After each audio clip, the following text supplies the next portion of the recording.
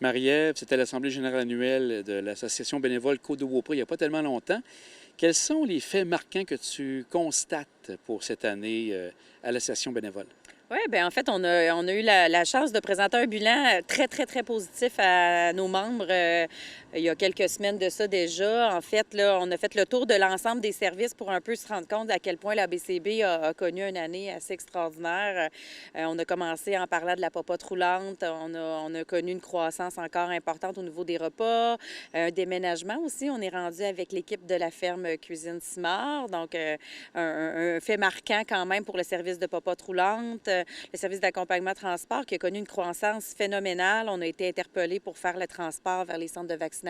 Donc, une équipe de bénévoles très engagés là, qui ont permis une croissance, là, je dirais, de près de 40 du service. Des nouveaux services qui ont vu le jour cette année aussi ou qui se sont consolidés. Les services aux proches aidants. On a ajouté à notre panier de services une halte pause. Donc, les gens ont pu bénéficier de répit. Les proches aidants, pardon, ont pu bénéficier de répit ici même à la BCB. Donc, ça a été très prometteur pour les proches aidants, très reposant aussi. Les groupes d'entraide ont continué les conférences. Ensuite de ça, bien, c'est sûr qu'on a parlé beaucoup de Ma vie sur la côte qui a pris beaucoup de place cette année. Hein. On a ouvert le quartier général qui nous a permis d'accueillir, là, après la fin des mesures sanitaires, là, nos premiers clients. Donc, plusieurs demi-journées par semaine, on a eu la chance de recevoir des aînés qui sont venus passer du temps de qualité ensemble, les arts, de la socialisation, des jeux d'habileté, du bouger tout simplement. Donc ça a été aussi un fait marquant dont on est très fiers. Là, je veux absolument rien oublier, fait qu'il faut quand même que j'aille creuser dans ma mémoire. Les services d'amitié qui ont pris aussi de l'expansion avec, grâce à des partenaires financiers et plusieurs autres quand même ajouts qui ont permis de répondre aux besoins de la clientèle. Là. Donc, je pense qu'on a été très proactifs de ce côté-là. Selon toi, quelle est la clé justement de l'association bénévole pour avoir été capable d'avoir autant de bénévoles malgré la pandémie? Vous avez continué, même comme tu dis, c'est extraordinaire cette année. Comment tu vois, quelle est la clé du succès? Bien, il y en a plusieurs. En fait, première des choses, je dirais qu'effectivement, qu'on a la chance de compter sur une équipe de bénévoles engagés. Il y a une forme d'esprit de famille qui est présente à la BCB. Au-delà des bénévoles, bien, cette année encore, on a une équipe fortement engagée. On est 10 membres du personnel à la BCB. Donc, la contribution de tous et chacun a fait une différence marquée sur les réussites qu'on a connues. Puis, tu sais, il ne faut pas négliger aussi l'aspect financier. On a la chance d'être soutenu financièrement par plusieurs bailleurs de fonds importants. On a eu la Fondation depuis 2 ans, puis plusieurs financements gouvernementaux, des fondations qui se sont joints au mouvement. Donc, tu sais, c'est sûr que d'avoir l'appui du milieu, l'appui financier de partenaires, bien, ça facilite aussi l'émergence de projets, d'initiatives. Donc, des bénévoles engagés, une équipe présente, engagée, de l'argent, puis une vision aussi, un CA qui a une vision puis qui croit à la possibilité là, d'avancement de la BCB. Donc, c'est tout ça, je pense, qui a été une formule bien gagnante, là. On a su une nouvelle quand même surprenante pour nous. Tu quittais la direction générale ici à l'association bénévole.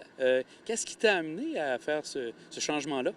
Bien, en fait, moi, je me suis amusée comme une petite folle ici depuis les 7 dernières années. On ne se le cachera pas. J'ai une fibre en développement qui dormait en moi. Fait que je me suis amusée à faire du développement de projets, du développement de services, du réseautage, de la communication, du rayonnement. Puis la BCB a atteint un niveau, une posture dont je suis fière, puis dont tout le monde est fier. Puis on est rendu à l'étape de se considérer en mode stabilisation. C'est une magnifique étape, on ne se le cachera pas, mais moi, j'ai encore besoin d'avoir cette perspective-là de développer. Donc, je saisis des opportunités qui seront connues éventuellement là, du milieu, mais je vais rester sur notre belle côte de Beaupré, puis prochainement, là, on va savoir où je vais aboutir là, professionnellement, mais je serai toujours sur la côte de Beaupré, assurément. Et qui va prendre la relève pour toi maintenant?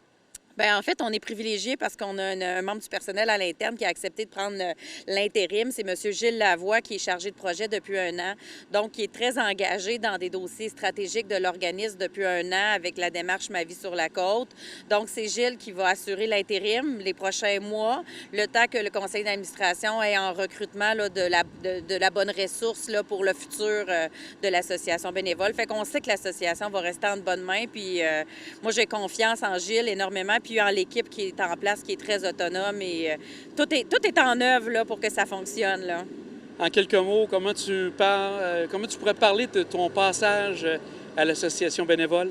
Bien, c'est une grande histoire d'amour. Moi, je pars avec une certaine nostalgie. Je pars aussi avec un sentiment de fierté. Je suis contente de ce qui a été réalisé. Je suis contente de ce que j'ai réussi à faire avec les gens en place, l'équipe, le conseil. Fait que moi, je pars bien. Je pars confiante. Je pars rassurée. Je pars avec le sentiment que les gens sont en de bonnes mains. Puis, on va continuer de travailler fort, pareil, tous ensemble.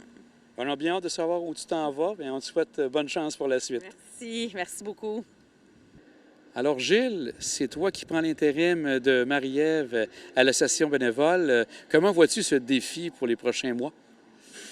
Bien, j'accepte ce défi-là avec beaucoup de plaisir. L'important, c'est vraiment d'assurer la continuité des activités de l'association, rassurer les bénévoles, rassurer la clientèle, donc rassurer aussi le personnel par rapport à des changements qui pourraient survenir dans le futur. Donc, je le fais parce que je crois à l'importance de la mission de l'association bénévole. On comprend que c'est un rôle temporaire. Là. Je ne suis pas prétendant au titre. Donc, voilà, mais c'est pour aider, tout simplement. Donc, puis, j'ai quand même une bonne expérience en gestion de projet, puis en gestion tout court. J'ai été cadre dans la fonction publique, donc je suis quand même bien préparé. Je n'avais pas prévu un retour à la gestion, mais c'est correct. Ça fait partie de l'ordre des choses, dans la vie de l'organisation, des changements. Puis... Le départ, est-ce que c'était une surprise pour vous? C'est relativement une surprise, oui. On est habitué, les organisations, à avoir des départs. C'est un peu normal. Marie-Ève est là depuis plusieurs années, puis le besoin de se renouveler ou d'aborder d'autres défis, je pense que c'est normal. On l'a tous vécu dans nos carrières professionnelles. Donc, c'était pas prévu, c'est pas complètement étonnant, mais c'est ça. Au niveau des grands projets qui s'en viennent dans les prochains mois, à quoi on peut regarder, Gilles, pour l'association bénévole? Oui, on a beaucoup de choses sur la planche, donc j'espère qu'il y aura une personne pour prendre la relève bientôt, mais on travaille actuellement pour obtenir une subvention de Centraide. Donc ça, c'est quand même un assez gros travail, là. Donc c'est par étapes, on a franchi les premières étapes, mais là, d'ici la fin du mois d'août, il faut envoyer notre documentation complète. Donc ça, c'est vraiment une priorité importante parce que ça nous assurerait un financement aussi à long terme, là. Donc vraiment lié à la mission de l'organisation, pas à la réalisation de projets comme tel. Donc ça, c'est quelque chose d'important. Puis on va déménager, donc nous allons quitter ces locaux. Donc pourquoi? Bien, parce que l'équipe a beaucoup grossi. Puis, bien, on est entassé, on manque d'espace, donc ça diminue notre capacité à travailler adéquatement, correctement. Donc, là, il faut finaliser la recherche d'un lieu. Puis après ça, c'est comme à toute chose, il faut préparer un déménagement, etc. Il y a tout un travail qui vient avec ça de ménage. Donc, il faut s'attaquer à ça. Donc, puis, il y aura du travail de réaménagement, bien sûr, là où on va aller.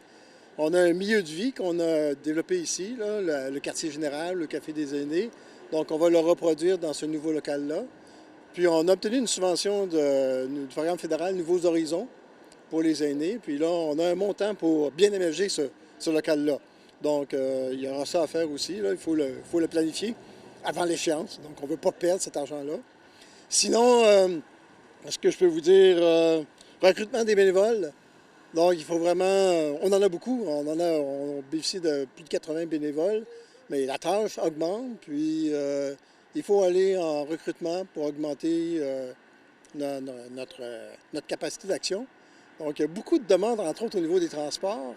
Puis, on a discuté à fournir. Il y a des journées où on ne fournit pas, on n'a pas suffisamment de personnes.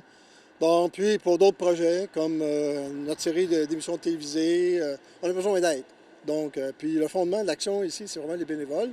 Donc, ça, c'est important de reprendre ça. Puis on a une nouvelle chargée, coordinatrice aux opérations ici, une personne qu'on a engagée récemment. Donc cette personne-là va nous accompagner là-dedans pour nous aider à bien structurer notre démarche, puis rencontrer les gens, puis on va voir aussi comment est-ce qu'on les accueille, puis comment est-ce qu'on peut reconnaître leur travail. Donc il y a quelque chose de très important à faire là. Sinon, bien, c'est ma vie sur la côte, entre autres, ou d'autres activités là, qui sont démarrées, mais qu'il faut consolider. Donc, ma vie sur la côte, c'est beaucoup le quartier général. Là, on est vraiment content parce que là, on a engagé une nouvelle animatrice il y a quelques temps. Donc là, on a maintenant 2 personnes qui sont en charge de l'animation. Puis on est en train d'élargir notre offre d'activités. On amorce des choses intéressantes. Puis les gens peuvent aller sur notre site Internet puis voir ce qui est annoncé régulièrement, notre calendrier, etc. Donc là, on est très proactif. Il y a beaucoup de gens qui souffrent de solitude. On a fait une campagne de publicité, là, un document qui a été distribué, je disais, à la fin du mois de juin, dans toutes les résidences. Puis là, les gens nous appellent, puis il y a des gens qui nous appellent en détresse parce qu'ils vivent la solitude. Puis en recevant ce document-là, c'est comme si on a ravivé ce sentiment-là un peu de solitude, de difficulté que les gens vivent. Puis là, les gens nous appellent, puis là, ils veulent venir. Fait que là, les gens commencent à venir.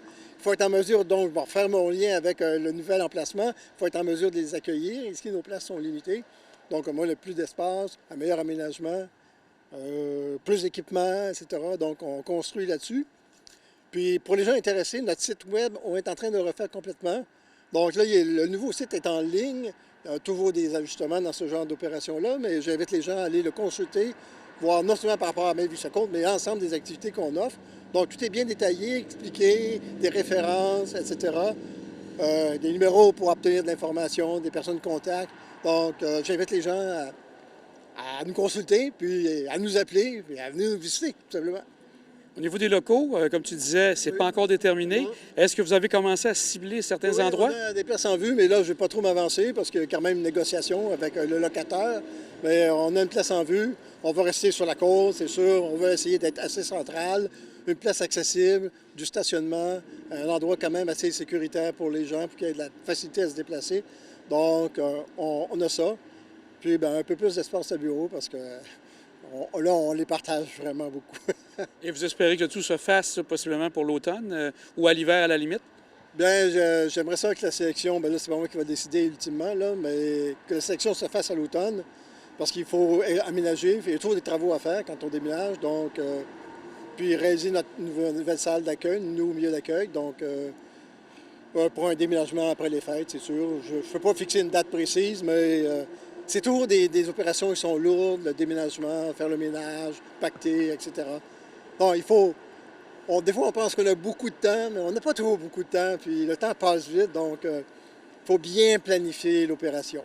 Mais moi, j'ai fait ça souvent, puis notre coordonnatrice d'opération a fait ça aussi souvent, donc, puis avec tout notre personnel, nos bénévoles, on va être capable, il n'y a pas de souci.